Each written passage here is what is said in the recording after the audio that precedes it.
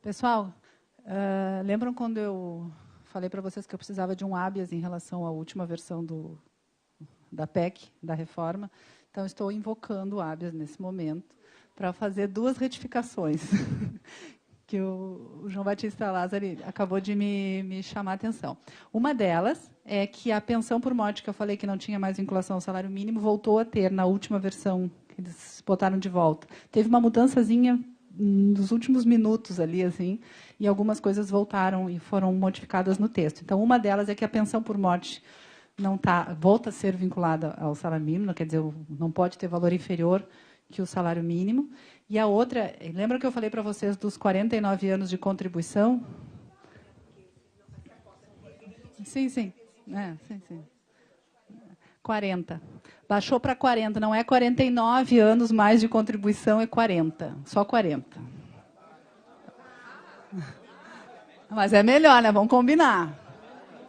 Não vai ser naquela idade, é isso que eu digo, mas aqui no fim acaba que vai ter um grupo, pessoal, como eu já tinha dito antes para vocês, que vai ficar no limbo, que não vai atingir o tempo mínimo, né? De contribuição, vai fazer a idade, muitas vezes, e não vai atingir o tempo mínimo de contribuição. Porque se a gente pensar que hoje são 15 anos, o tempo mínimo. Sim, eu entendi. Quer explicar melhor? Tá, vamos fazer o seguinte. Pessoal, olha só, vocês já estão distribuídos em 5 grupos, cada grupo vai ter 10 pessoas. Os grupos se chamam estações, tá? Estação 1, 2, 3, cada estação tem um grupo. Nós vamos fazer o seguinte, em cada grupo tem um texto diferente. É um texto pequeno, 2 a 3 folhas de texto, contendo um tema que diga respeito a isso que a gente discutiu agora. No final tem uma proposta de debate sobre aquele tema daquele texto. É uma proposta, não necessariamente vocês precisam discutir aquilo. A ideia é que aquilo inspire a discussão no grupo. Mas o primeiro desafio do grupo é, além de debater sobre aquele texto, terminar o debate formulando uma pergunta cuja resposta não esteja no texto. Aquele tema me suscita esta reflexão, esta discussão, esta dúvida. E vocês vão deixar essa pergunta anotada no computador. E quem vai responder essa pergunta é o grupo seguinte. Quem vai tentar responder essa pergunta, propor alternativas, é o grupo seguinte.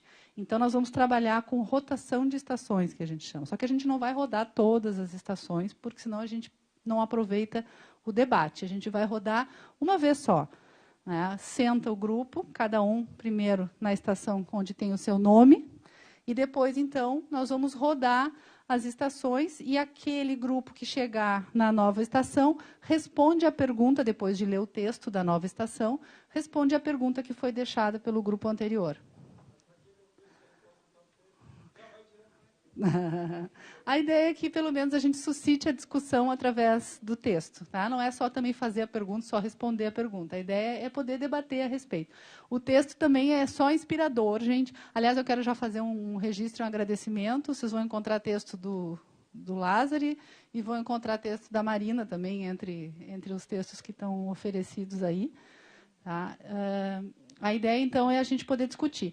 30 minutos é o tempo para cada estação, né? Então, a gente vai primeiro sentar numa estação, ler o texto, discutir o texto, formular a pergunta.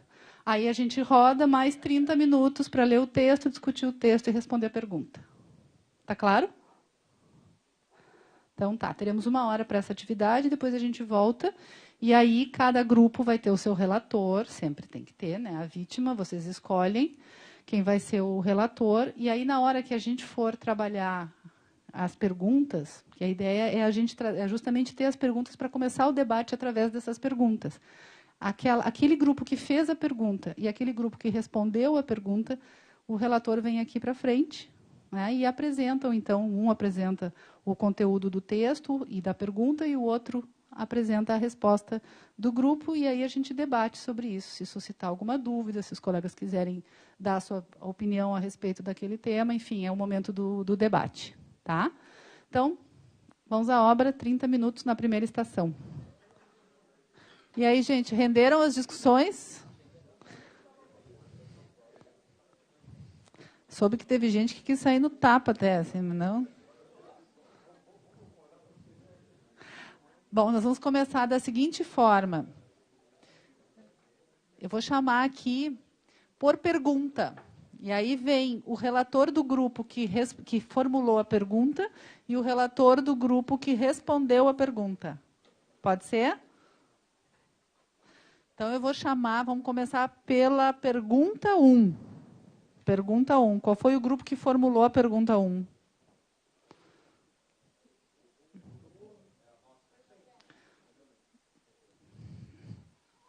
Quem é que respondeu a pergunta deles?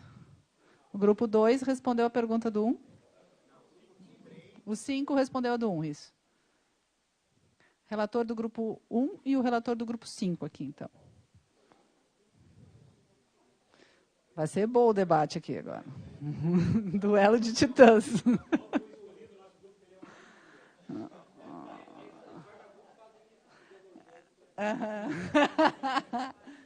Tá, deixa eu dar me dá um outro aqui. Deixar com ele.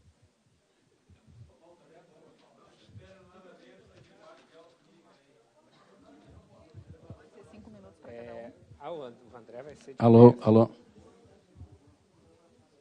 Vamos fazer um duo. You, time of my life. Tá no bolso.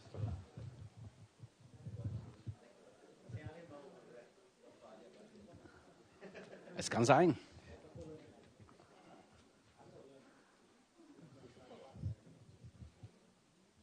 Bom, a pergunta é, somos a memória que temos e... Pode fazer a pergunta. A pergunta que nós fizemos, a gente queria saber qual era o... me veio de memória agora.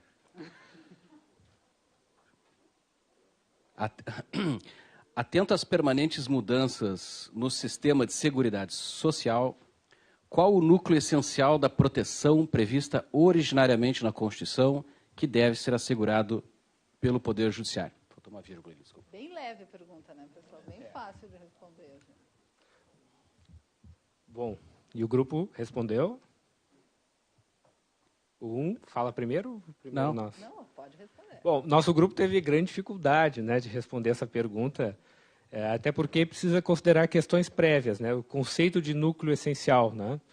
Então, o Jurandir, no nosso grupo, defendia um núcleo essencial dinâmico, variável e até condicionado, né, que pode colidir com núcleos de outros direitos fundamentais.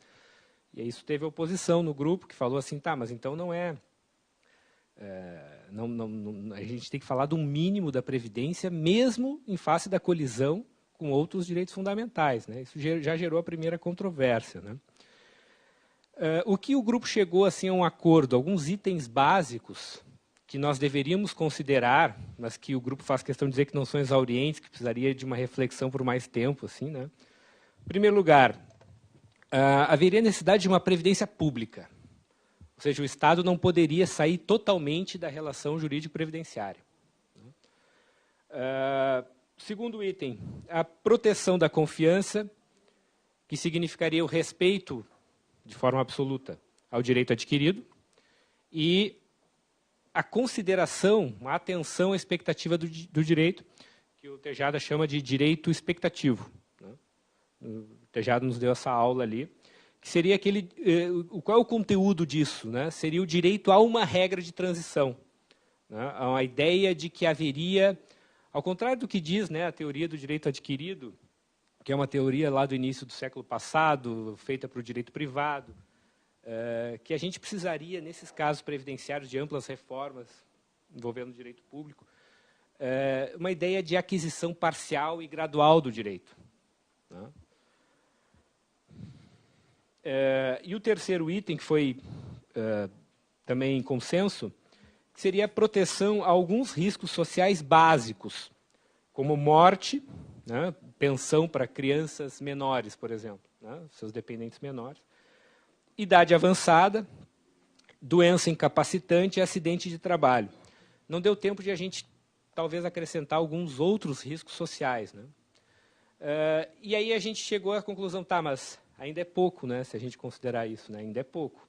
Uma questão que surgiu foi assim, poderia vir uma reforma previdenciária e dissesse que todo mundo só vai ter direito ao salário mínimo de proteção previdenciária numa aposentadoria? Né? E aí muitos disseram, não, o grande problema aqui seria a regra de transição, mas resolvido o problema da regra de transição, né, aplicando, por exemplo, só os que não entraram no sistema ainda, né, poderia haver um benefício para todo mundo no valor mínimo apenas? E até o Moser disse que sim, que eu não consideraria isso um limite ao núcleo essencial, desde que a contribuição dessa pessoa que só vai ganhar o mínimo, que só vai ganhar subsistência, seja também proporcional, né, a um salário de contribuição também bastante baixo, né? Então, essa ideia de que poderia haver um sistema previdenciário que cuidasse no futuro, né, só de subsistência mesmo, né? Mas isso está nos pontos assim polêmicos, né? Não geraram consenso. Eu daria 8,5, eu acho. Passamos por média. Não fugiu do tema. Então. Não, tem um aspecto que a gente não ponderou muito, que foi a questão da expectativa. Eu fiquei bastante impressionado hoje, antes, com os debates que surgiram aqui sobre expectativa. Por isso que eu me lembrei do que eu suponho seria como eles resolveriam isso na Alemanha, né? A questão da expectativa talvez não se possa ser tão cartesiano assim, né?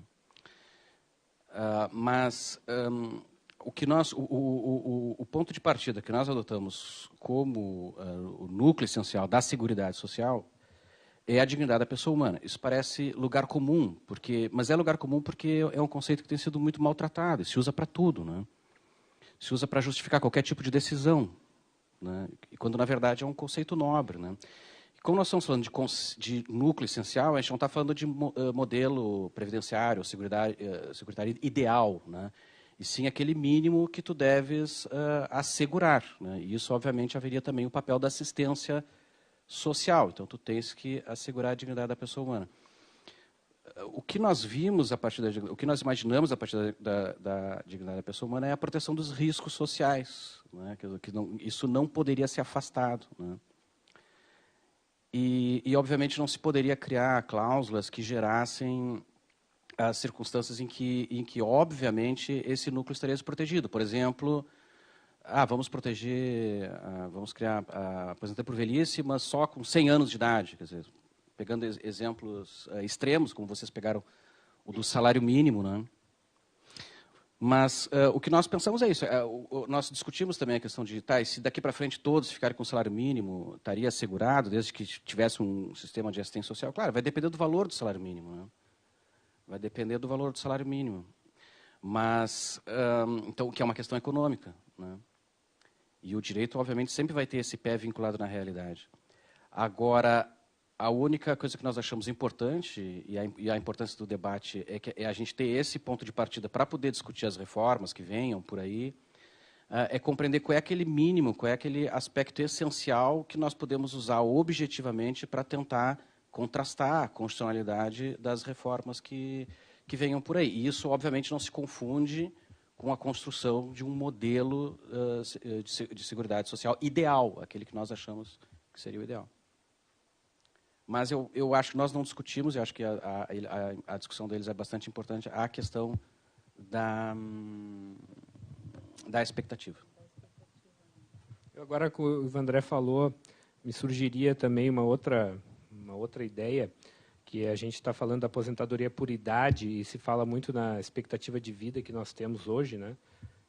Me parece que uma reforma previdenciária não deveria considerar como idade para aposentadoria uma idade maior do que a média, do que a expectativa que a sociedade tem hoje, né? Então, se hoje a expectativa de vida é de 74 anos, A gente não poderia estabelecer uma aposentadoria por idade em 80, me parece, né? Ele falou em 100 anos, mas a gente poderia... Nem em 74, talvez. É. Alguém quer fazer alguma colocação para acrescentar? Ou esperamos para os próximos grupos? Porque tem muita coisa que se complementa também nos próximos grupos. Algumas ideias que vão retornar, né? Eu acho que nós esgotamos a matéria. Muito obrigado. Muito obrigada. Acho que o Vandré fica, já vem o grupo 2 agora, né? Que fez a pergunta.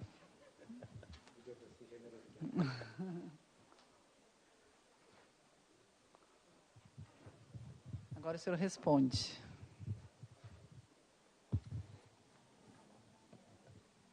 Como é que é agora? Quem responde quem? Ele responde a sua pergunta. Tá. A pergunta que nós colocamos é se a pensão por morte em si, considerada, o benefício de pensão por morte, ela pode ser considerada como um núcleo essencial da Previdência. Ou seja, em outras palavras, se há pensão por morte, o benefício de pensão por morte deve ter sempre uma natureza pública, ou se ela pode, eventualmente, passar a ter uma natureza privada. Como eu havia dito anteriormente, nós partimos do pressuposto de que aqueles riscos sociais previstos originalmente na Constituição se prestam para tutelar a dignidade da pessoa humana. São os mecanismos que a Constituição encontrou para tutelar a dignidade da pessoa humana. Então, que seria a proteção da infância, a velhice, a invalidez e por morte. Então, esses riscos sociais estariam compreendidos no núcleo essencial da Previdência, não poderiam ser jogados para um sistema de previdência privada, devem ser disciplinados publicamente, mas isso não significa dizer que não se possa alterar a forma como as prestações, os valores, as características, os critérios, né? Isso tudo pode ser objeto de modificação, né? E claro que, pontualmente, nós temos mecanismos argumentativos para tentar, quer dizer, no primeiro nível, dizer, não, é necessário proteger o evento morte, né? E num segundo nível, claro, tu pode tentar analisar se determinadas circunstâncias se determinadas características foram alteradas de tal forma que implicam uma desproteção, né? Então, essa é mais ou menos a nossa resposta. O texto de que partiu, eu acho que da nossa colega, né, da Marina, é um texto muito bom em que ela mais ou menos pontua isso para dizer que a pensão por morte na aposentadoria integral não seria, poderia ser alterado. Eu concordo totalmente com ela. O valor pensão por morte, a integralidade da pensão por morte, a integralidade por si só, não implicaria esse núcleo essencial, esse núcleo de proteção. Eu tenho uma desconfiança também, eu acho que a gente deveria resolver porque a justiça acaba fazendo isso, utilizando a previdência social para resolver problemas de assistência social. Acho que todos nós aqui, uma coisa é o que eu digo sobre direito, outra coisa é ali, olhando na cara a cara para a pessoa, aí vocês esqueçam todo o meu cartesianismo, né?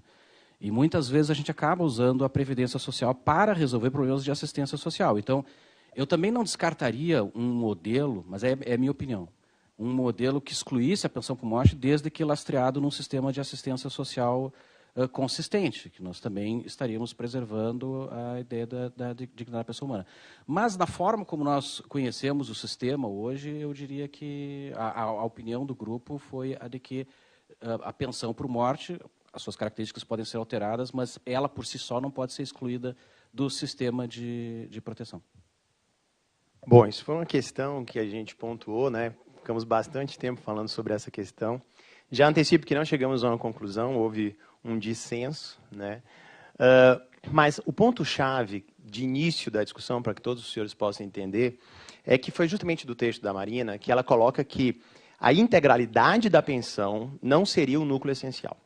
E a partir desse ponto eu fiz uma problematização, porque, em regra, assim como o Vandré colocou, o grupo do Vandré, a gente também entendeu que o ser necessariamente 100% o valor da pensão não estaria no núcleo essencial. Só que a questão que se colocou, que a gente analisou, como vocês também pontuaram, são as formas. E aí a gente partiu de um ponto que é muito debatido no direito previdenciário, que é a necessidade da existência de classes para a configuração da dependência previdenciária. O sistema atualmente é baseado em classe, que tem a classe 1, 2 e 3, e que a classe preferencial é a classe 1, em que a dependência econômica é presumida e que ela exclui as outras classes. E aí a gente suscitou a seguinte problematização. Não seria mais interessante um sistema pautado na comprovação da dependência econômica do que efetivamente na existência de classes em si? Porque quando a Constituição Federal coloca o risco social, morte, você pressupõe, ela pressupõe, de que é em razão da morte do provedor, daquela pessoa que depende economicamente, dos filhos, da esposa. Só que o que você tem na prática, em muitas situações, é a esposa que já tem renda, né, que não depende do marido, e vai acumular e vai receber a pensão. Tanto é que teve já uma lei, a Lei 13.135, que buscou minimizar essa questão, né? Então a gente começou a partir daí verificar, não seria melhor um sistema pautado em dependência econômica, na necessidade de comprovação dessa dependência, do que basicamente, efetivamente, em classes, até porque pode gerar situações, que a gente até pontuou, injustas, absurdas, injustas na visão do julgador. Como, por exemplo, uma pessoa que não tem filho, se divorciou, paga pensão alimentícia, mas mora com a mãe de 70 anos, supre todas as necessidades da mãe, e se ele faleceu, quem vai receber 100% da pensão é a ex-mulher, e não a mãe. Porque a mãe está na classe 2 e a ex-mulher, por receber pensão por morte, ela é dependente preferencial da classe 1. E essas questões nos indagam a verificar se os pressupostos do sistema estão em bases constitucionais, em bases sólidas. Até que ponto se está efetivamente dando uma proteção a esse risco social ou gerando, de certa forma, algumas injustiças. E, a partir daí, surgiu discussões muito interessantes no grupo, e aí foi o embate, né, em alguns até acreditando que a própria pensão por morte em si não necessariamente precisaria ser um benefício compulsório do poder público. Poderia-se até... se colocou que, em algumas situações militares, eles contribuem a mais para ter direito os filhos à pensão, ou então deixar isso para iniciativa própria privada, para a pessoa que quisesse ter uma pensão, né? Houve mais ou menos quase meio a meio ali, né? Uns concordando que seria núcleo essencial e outros que não, que efetivamente isso poderia ser colocado para a iniciativa privada, né?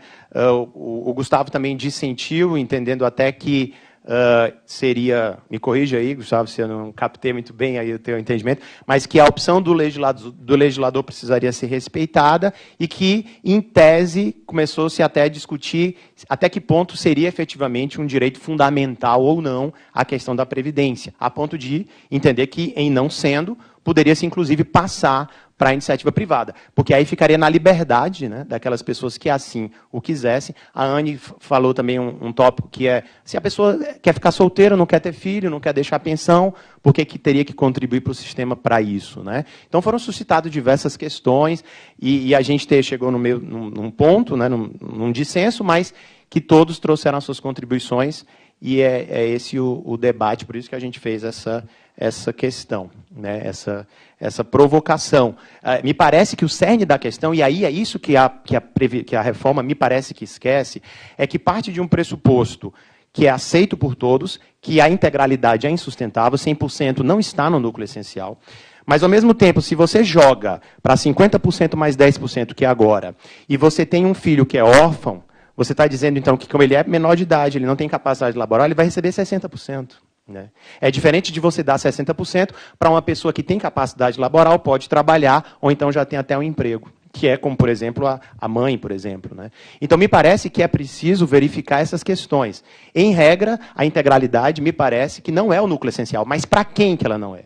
Porque se for para um filho menor de idade que não tem capacidade, me parece que deveria se dar essa integralidade, ou então um valor percentual maior, para que se possa até chegar aos 21 anos. Outra questão que se pontuou, só finalizando, é que uma coisa que a gente também não analisa é quanto tempo esse segurado ou esse aposentado, no caso, vamos pegar o segurado, ele contribuiu para gerar essa pensão. Porque eu acho que se aceitaria uma lógica de que quanto mais tempo você contribuiu, você gerou mais recursos para o sistema, isso pode ter reflexo na própria pensão por morte. Você fazer uma equiparação. Só que a reforma não toca nessas questões que me parece que seriam importantes, né? Então, esse foi mais ou menos o debate que a gente trabalhou. Essas questões pontuais todas, eu acho que é problema do legislador, né? E a gente tem que aplicar a lei. Essa é a minha maneira de ver, né? A gente não vai conseguir resolver todos os problemas do universo e vai resolver o problema da velhinha, mas aí numa outra situação vai ser o contrário, vai ter uma situação com os mesmos personagens e que vai ser o oposto. A velhinha vai estar se beneficiando e tem patrimônio e é rica, e a ex-mulher, coitada, está passando fome, não sei o quê. A gente não vai conseguir resolver isso aí, né? Então, eu acho que tem que ter uma visão mínima de sistema, de previsibilidade, de estrutura. A gente também tem que parar de infantilizar demais as pessoas, né? As pessoas têm que se preocupar, cada um com seus filhos, com a sua mãe, com o seu coisa, e se organizar, conhecer a legislação minimamente estável e se estruturar. O judiciário não pode ficar fazendo justiça à preta porteira. Muito obrigada. Alguém quer fazer alguma colocação?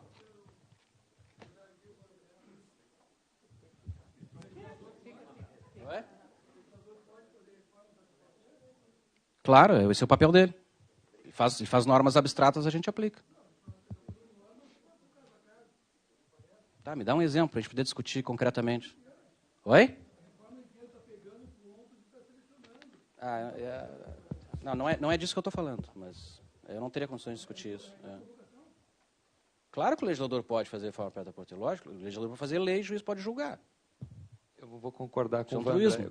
Pelo que eu entendi, o juiz não pode fazer o que uma previdência privada por contrato poderia. A minha situação específica, eu quero um plano de previdência assim, sem pensão, com seguro de vida ou não.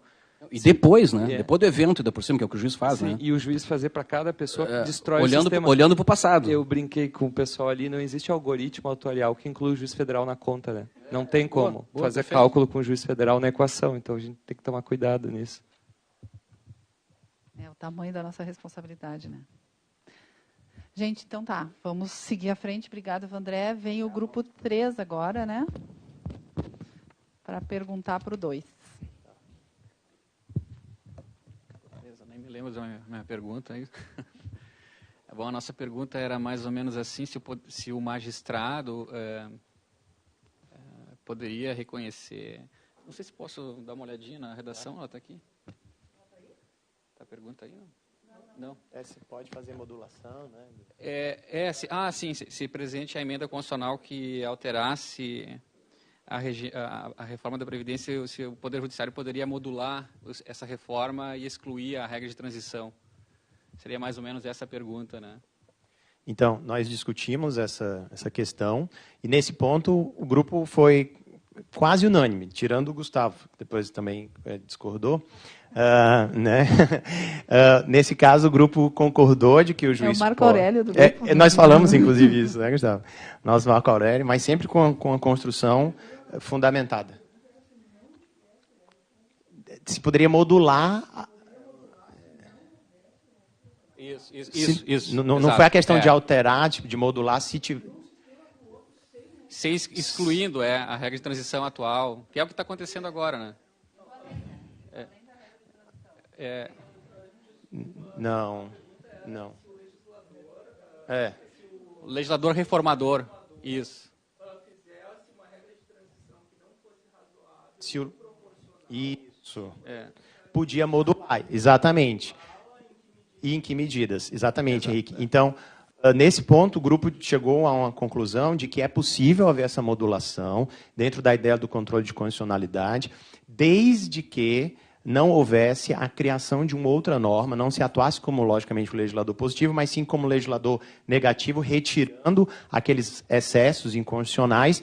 E aí, no caso concreto, imaginamos que essa reforma fosse aprovada e que, numa ótica da regra de transição, se verificasse alguma inconstitucionalidade, poderia se modular, mas não para criar, para que o juiz, ao seu livre-arbítrio, ou por seu ideal de justiça, estabelecesse uma outra regra. Não, mas sim para dar aquele caráter que o desembargador Leandro colocou de ultraatividade, retomando as regras de transição, quer trazidas pela emenda condicional 20, quer pela emenda 41, até pela 47, a depender do caso em que se enquadrasse cada uma delas, né?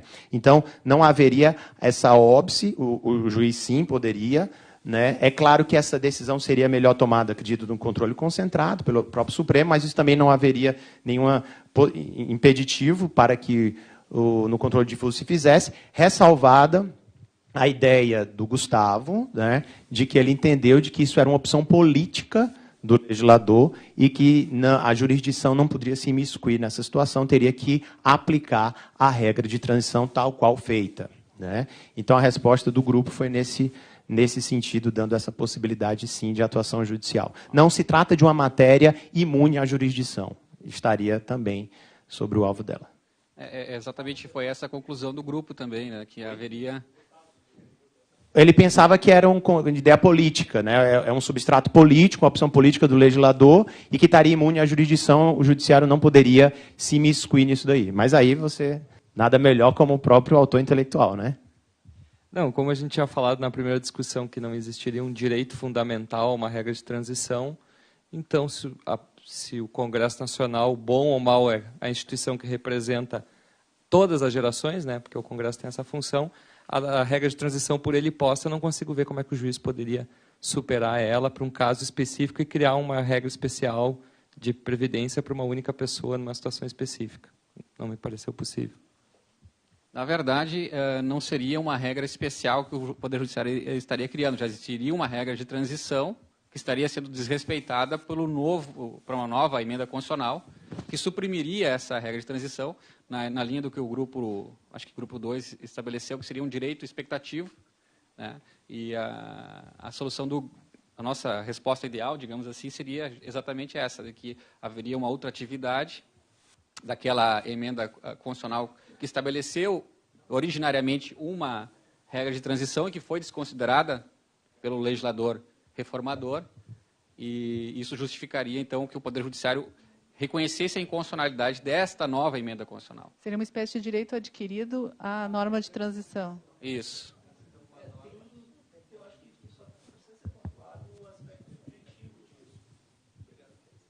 Eu acho que é necessário que se pontue o aspecto subjetivo disso, porque essa ultratividade seria aplicável àqueles que se enquadravam na regra de transição, né? Os que se enquadraram na regra de transição, seja da emenda 20, seja da 41, seja da 47, porque aí eles incorporariam ao seu patrimônio jurídico essa expectativa de direito, né? Seria realmente, como a Thais acabou de colocar, quase que um direito adquirido à regra de transição. E eu acho que para essas partes poderia se aplicar essa ultratividade, né? Penso que haja esse limite. Eu vi uma discussão num dos grupos bem interessante, eu acho que até foi tu que pontuasse, que era a questão das novas gerações terem que eventualmente custear a norma de transição, é isso? Só até uma pergunta, eu não sei se foi objeto da discussão de vocês, ou só porque está sendo falado sempre na ultratividade da regra de transição, ou seja, a pessoa teria direito àquela regra de transição e vem um regime completamente novo que passa a desconsiderá-la. Mas vamos imaginar que fosse alguém que não tivesse nem direito a essa regra de transição. Ele tivesse direito nenhum, e aí vem um regime novo, completamente novo, que bem mais prejudicial que aquele anterior que ele tinha. Ou seja, ele está numa situação até mais grave, digamos assim, porque ele já não teria... A mudança foi até mais drástica. Também para ele, você chegar a discutir se também para esse caso ele não teria direito a uma regra de transição? No sentido de manter o regime antigo, ultrativo, mesmo que ele não fosse uma regra de transição? Não chegaram a discutir. Eu achei que pudesse ter isso também, e aí nesse caso a resposta fosse não, só no outro fosse sim. É isso que eu queria entender. Só para pontuar a minha divergência com a questão da regra de transição, se for interpretar assim, a norma constitucional originária vale menos que a norma alteradora, a regra de transição. Juridicamente, eu acho difícil sustentar, né? Criar um direito adquirido porque é uma norma de transição e a norma... E a norma originária não gerou o direito adquirido. Fica uma coisa meio incongruente. A norma de transição tem mais poder de estabilização de uma situação do que a norma originária da Constituição. Então, ou tem direito adquirido naquela época, ou não tem. Me parece que não tem o muita enfoque saída. do princípio da confiança também, né? Quando criou uma regra de transição, aquilo ali foi para estabilizar o passado.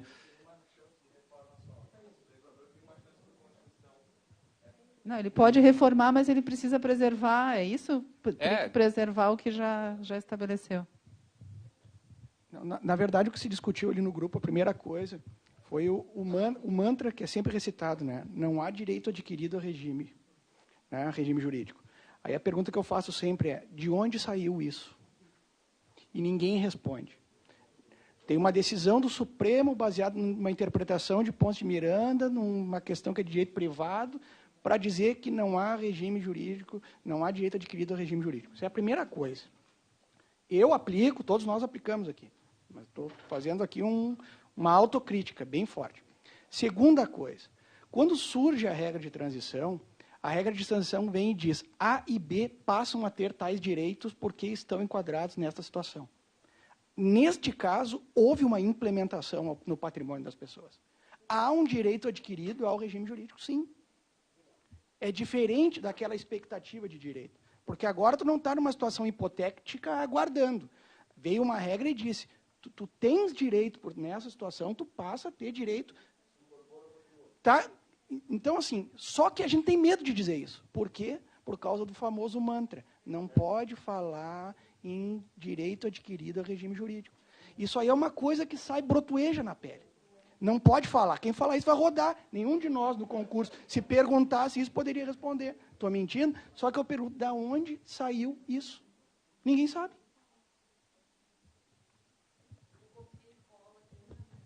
Bem na linha do Murilo, né?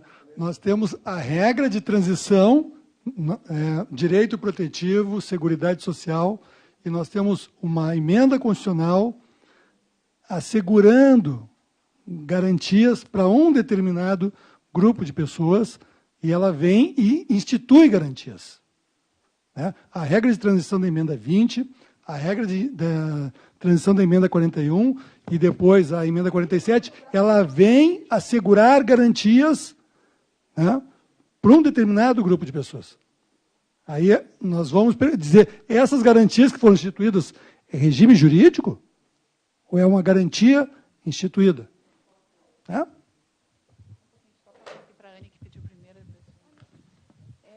Nós discutimos isso, o Emerson Gazda, que é nosso colega lá do Paraná, ele aderiu àquela lei, você lembra, Rodrigo, é 12.000 e alguma coisa, que é a lei do benefício especial. O juiz que quiser sair do seu sistema vai para o fundo e ele tem direito daí a um benefício que fica, quase, às vezes, chega até ao que a gente ganha hoje, próximo. E aí, o que ele estava sustentando é isso, é que é uma lei ordinária, né, mas quem adotar e optar por esse regime, como ele fez, ele mais um outro colega, só dois, por enquanto, acho que... Então, ele sustenta isso que ele falou lá para a gente, né, Rodrigo, que no momento em que ele optou, agora ele tem direito a esse benefício, aconteça o que acontecer. Né? Já te passo. Só para não deixar o Gustavo sozinho, tá? Sempre o Gustavo diverge, eu vou divergir também. Eu acho que não há mesmo direito adquirido a regime jurídico. Dou um exemplo, que nós vivemos na emenda 20. A emenda 20 terminou com a aposentadoria por tempo de serviço. Criou aposentadoria por tempo de contribuição. As pessoas que estavam no regime podiam dizer, não, eu tenho direito adquirido, eu tenho expectativa de direito de me aposentar por tempo de serviço? Não. Não, mas é nesse... Não, mas só que eu quero dizer que é nesse sentido que eu acho que está correta a expressão, não há direito adquirido em regime jurídico. Não tem mesmo. Não tem mesmo, certo? O que tem, e o que nós defendemos, é que há direito a uma regra de transição. Essa é obrigatória.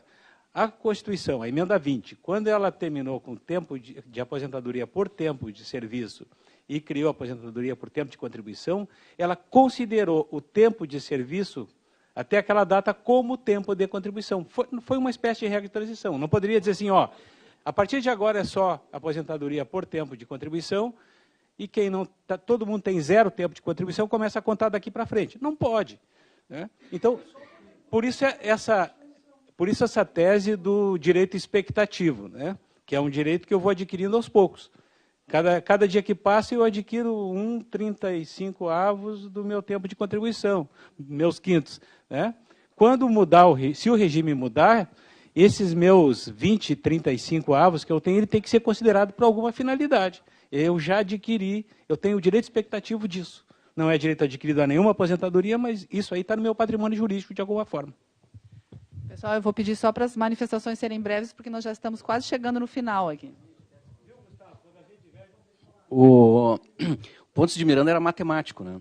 E a ideia do direito adquirido, a ideia de que não há direito adquirido, é regime jurídico, é aquela teoria do fato jurídico deles, pode fático abstrato, pode fático concreto, né? Ou seja, a norma incide no momento que todos os elementos fáticos previstos na norma se concretizam.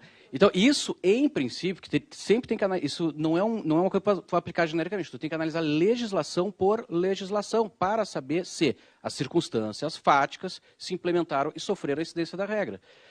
Dizer que direito adquirido não é incompatível com eu sofrer a juridização hoje para usufruir lá no futuro, é uma questão normativa. Então, eu não excluiria a doutrina do direito adquirido, Pontes de Miranda, que foi aplicada aí pelo Supremo, etc, etc. Não, só deixa eu concluir. Eu não excluiria isso, a aplicação dessa doutrina não é necessariamente uma inovação, na ideia de que há incidência, há um certo nível de incidência normativa às normas de transição. Só para... A gente, quando pensa e pega exemplos de outras situações, fica mais fácil de a gente entender o fenômeno. Nós já tivemos algo bem parecido.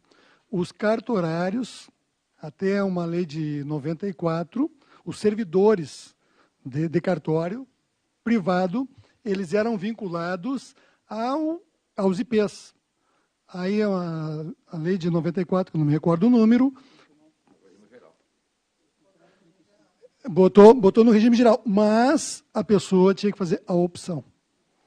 Quem não optava, continuou contribuindo para o IP, e, salvo engano, em 2015, não me recordo se a DIN ou desceu, qual foi a medida, teve uma decisão do STF assegurando para quem estava antes e continuou depois e contribuindo à aposentadoria pelo regime de previdência pública. Então, nós temos um caso prático.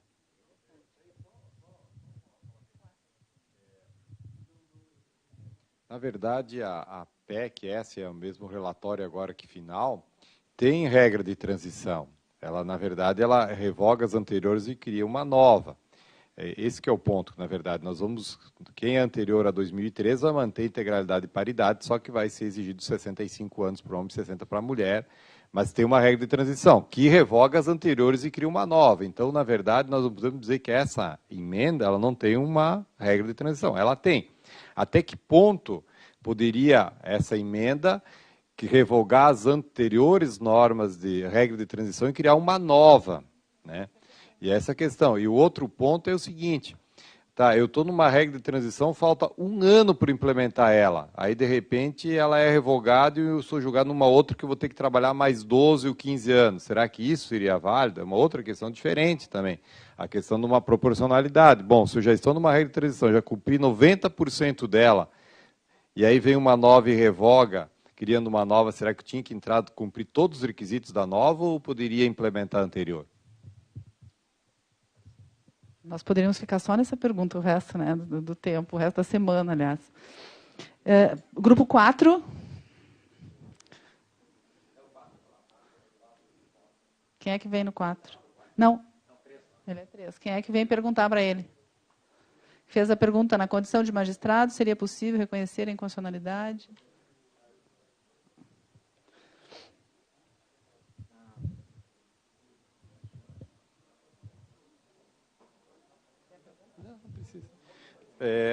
O Grupo 4 pegou o texto sobre a existência ou não do déficit e as mudanças da Previdência para solucionar o problema do déficit. E nós nos deparamos com uma questão em relação a isso, relacionada à questão contributiva do segurado especial, em que a proposta de reforma cria em relação ao segurado especial a necessidade de contribuição mês a mês sobre o salário mínimo, provavelmente, para poder ter as prestações previdenciárias. O nosso questionamento era assim, como magistrado, passada a emenda numa situação como essa, se for questionado se a validade dessa alteração constitucional frente ao artigo 194, parágrafo único da Constituição, que tem 2 princípios que não são alterados, o da universalidade da cobertura e do atendimento e da equidade na forma de participação no custeio, no financiamento em si. À medida em que é criada uma contribuição para quem não tem capacidade contributiva e com isso estaria retirando ele da universalidade da cobertura e do atendimento e estaria desrespeitando essa capacidade contributiva, se o magistrado, ao enfrentar uma situação como essa, poderia, no caso, manter o direito à aposentadoria por idade do segurado especial, mediante a pura comprovação do trabalho sem a comprovação da contribuição mês a mês. Bom, o grupo desdobrou a pergunta em 2 aspectos. O primeiro seria, a gente entendeu assim, né, se seria viável ao magistrado reconhecer a inconstitucionalidade eventual de uma emenda constitucional que instituísse contribuição mensal sobre o segurado especial. Então, a resposta foi positiva. Em tese, é possível o magistrado, no controle concentrado, né, difuso, fazer o controle de constitucionalidade. Então, nesse aspecto, a gente achou até que era uma pegadinha. Mas aí, no segundo aspecto, que é a questão do mérito de propriamente dito, né, se seria constitucional ou não uma emenda constitucional que estabelecesse, então, uma contribuição mensal para o segurado especial. Então, o grupo entendeu de forma coesa que seria possível, justamente para atender os princípios que foram evocados na pergunta. E também estabeleceu que há uma uniformidade entre os benefícios da população urbana e rural. E o segurado especial, todo mundo sabe, ele tem a contribuição sobre o faturamento mensal, enfim, o 195, parágrafo 8º. A alteração do regime não seria inconstitucional, não afetaria o segurado especial, porque alteraria a base contributiva. A gente sabe que hoje há um déficit previdenciário, então a Previdência Social Rural, que não existe, né, que é unificada, enfim, ela é deficitária. E não há confundir o benefício do segurado especial com assistência social. Então, a assistência social existe para esse fim. Aquele que não pode contribuir, o segurado que não pode contribuir, ele vai ter assistência social. Mas o segurado especial, ele tem que ter um benefício previdenciário com a natureza contributiva. Não é alterando, suprimindo a possibilidade de ele estabelecer uma contribuição mensal que vai gerar alguma inconstitucionalidade. Então, essa foi a resposta do grupo, né? Alguma observação, João? A questão toda, na verdade, o segurado especial ele já contribui, o 199, parágrafo 8º, sobre a comercialização da produção. Essa escolha pelo constituinte originário levou em consideração a forma da atividade dele, que ele não tem rendimento mensal. Então, normalmente quando há a safra, quando vende a comercialização, e que, na medida, o grupo debateu, que for exigida uma contribuição mês a mês para todos os integrantes do grupo familiar, não vai haver capacidade contributiva. E o que nós vamos ver no nosso dia a dia da jurisdição vai ser essa situação. O segurado especial buscando a aposentadoria por idade, tendo ela negado por ele não comprovar a carência com contribuições mensais, e ele batendo ao judiciário buscando a possibilidade de ser reconhecido esse direito, mesmo sem ter essa contribuição, com base na característica da atividade que ele existiu. Então, nosso grupo, no debate que a gente fez, se inclinou mais por com essa questão. E também a natureza da Seguridade Social ela tem um princípio que é de distributividade, distribuição de renda. E desde o início se optou, com relação ao trabalhador rural segurado especial, incluir ele no regime previdenciário, como é hoje. E a forma de contribuição respeita a sua capacidade contributiva. Então, na medida em que nós entendermos, se ele não comprovar a contribuição mês a mês para obter a aposentadoria, provavelmente daqui a alguns anos, quando nós estivermos julgando esses casos, interpretado nesse sentido, nós vamos excluir essa categoria do direito à aposentadoria. E, eventualmente, vai aguardar ter um LOAS, ou benefício de prestação continuada, que daí é 68 anos, ao passo que a aposentadoria deles é 60, 55, talvez aumente para a mulher para 57. Então, nós enxergamos isso com um viés um pouquinho diferente dentro do debate do grupo. Que legal. O assunto é polêmico. Que bom que a gente pôde trazer um pouquinho do custeio, assim, fortemente para dentro do debate. Agradeço, então, o grupo. Agora, eu acho que é o Paulo que vem fazer a última pergunta.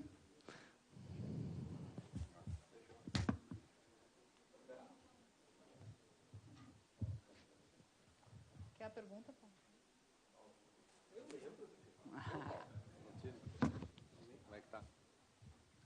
Bom, a pergunta do grupo era, com base no texto, né, se o ativismo judicial incentivava algum tipo distorcido de cidadania.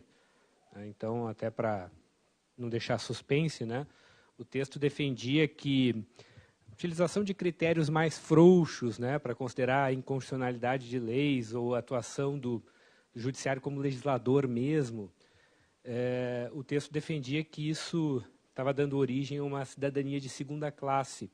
Em vez da cidadania ser exercida por meio da política, por meio da reivindicação de direitos na seara política, no debate político, estava se levando tudo ao judiciário. Então, a gente até deu exemplos no debate, esse julgado recente do tribunal, da reafirmação da DER, a desaposentação, que o judiciário fugiu um pouco da letra da lei, sob fundamento de estar considerando princípios mais elevados, se isso não levou a que o judiciário servisse como um posto avançado do INSS, ou seja, as pessoas tenderiam a exercer sua cidadania não por meio da política, mas por meio do acesso à justiça. Esse foi um tema do ativismo judicial muito polêmico lá no grupo, não houve assim um consenso a respeito, primeiro, do que é ativismo judicial, né? Até que ponto é ativismo. Por exemplo, esses casos que você citou, nós tivemos vários outros que mencionamos, mas um deles que nós debatemos assim com bastante ênfase foi, por exemplo, o reconhecimento de relações homoafetivas para efeito de pensão por morte, que começou com o judiciário, foi decisão em ação civil pública, o Supremo referendou, e ainda não foi legislado no âmbito do Congresso, porque é um tema bastante polêmico. Mas, enfim, são várias situações. O que o grupo chegou, uma das conclusões, é que o cidadão ele dificilmente consegue ter acesso ao legislador para conseguir provocar uma mudança num contexto de benefícios, o reconhecimento mesmo como essas situações de pessoas numa relação homoafetiva e outras tantas, que daqui a um pouco até mesmo o Supremo pode reconhecer, o direito à pensão por morte em relações paralelas e simultâneas, que provavelmente o legislador isso não vai demorar muito a tratar questões como essa. Então, de qualquer forma, o que o grupo entendeu que é importante o ativismo para que cada pessoa, no seu caso, possa levar ao judiciário para se tomar uma decisão. Embora, evidentemente, vai ser situações, como o grupo colocou ali, de alguns serem privilegiados para uma decisão, enquanto outros não. Mas se nós levarmos em consideração, por exemplo, esse caso que eu citei, da ação civil pública, isso ser estendido depois para todos. Então, começa individualmente, através da provocação, para depois se estender um avanço social ou questões que o legislador não trata e o judiciário acaba assumindo esse papel. Então, a gente viu isso como importante, embora, dentro do que o grupo debateu, tem muitas discussões a respeito do que é realmente o ativismo judicial, na medida em que tipo de decisão caracterizaria. Mas, de qualquer forma, considerando casos como esse, ou os 25% do adicional da grande invalidez para outras aposentadorias, por exemplo, que é outro tema, né, a não ser a aposentadoria por invalidez e outras tantas em matéria previdenciária, acabam que, embora individualmente, depois a coletividade acaba se beneficiando, tornando isso uma decisão que se expande. Eu não sei quando o Supremo Tribunal diga que não tem direito, como o caso da desaposentação, mas prevaleceu o entendimento da importância e o acesso que a pessoa individualmente tem ao judiciário para prevalecer alguma tese, enquanto ele não tem esse acesso junto ao legislador, ou isso iria demorar muitos anos para se tornar uma realidade e não solucionaria o caso concreto naquele momento. Então, só esclarecendo a pergunta do grupo, inicialmente nós pensamos em perguntar assim, se o modo como estávamos exercendo a jurisdição, se isso incentivava alguma distorção no acesso à justiça. Mas depois nós pensamos, não, nós vamos deixar o grupo debatendo uma forma, como é que nós estamos exercendo aí, como é que eu exerço, como é que você exerce. Então vamos botar logo o ativismo, né? Mas é claro que está implícita a pergunta, primeiro, se existe o ativismo, se ele é bom ou se ele é mau, ou se não tem como dizer, depende do caso, né? E se isso tem alguma influência, né? Mas o grupo compreendeu bem a pergunta. Então. Alguém quer fazer algum comentário? Esse tema renderia, sim, uma semana inteira de debate, né? Qual é o tamanho da nossa missão, assim, na implementação dos direitos, né? Muito obrigada. Pessoal, nós estamos, então, encerrando hoje. Eu quero agradecer muitíssimo a participação, o empenho de todos e, principalmente, assim, eu diria, a solidariedade de vocês na construção da nossa aula, né? Porque hoje em dia a gente está trabalhando numa perspectiva diferente. A gente não quer mais trabalhar com a ideia de que o professor chega aqui, despeja um monte de conteúdo como se fosse o dono da verdade. Aqui a gente está construindo conhecimento em conjunto. Então, a riqueza dos debates é que deu o tom hoje da nossa aula, e eu agradeço muitíssimo pela profundidade com que a gente pôde debater um tema que é tão árido, tão difícil, tão candente, né? E com certeza a gente não esgota, a gente sai sempre daqui com a ansiedade até de imaginar como é que a gente vai se deparar com isso daqui à frente. Eu acredito que nós tenhamos que continuar a debater esse tema, eu acredito que o tribunal vai precisar criar algum tipo de debate mais aprofundado, estávamos conversando ainda agora a respeito disso, para que nós possamos, de fato, construir alguns consensos, quem sabe, minimamente, antes de começar a sair interpretando cada um do seu jeito a reforma que vem por aí, porque ela é muito maior do que aquilo que a gente já viu acontecer até agora. Agradeço, então, a atenção de vocês até essa hora adiantada, né? Bom curso para todos.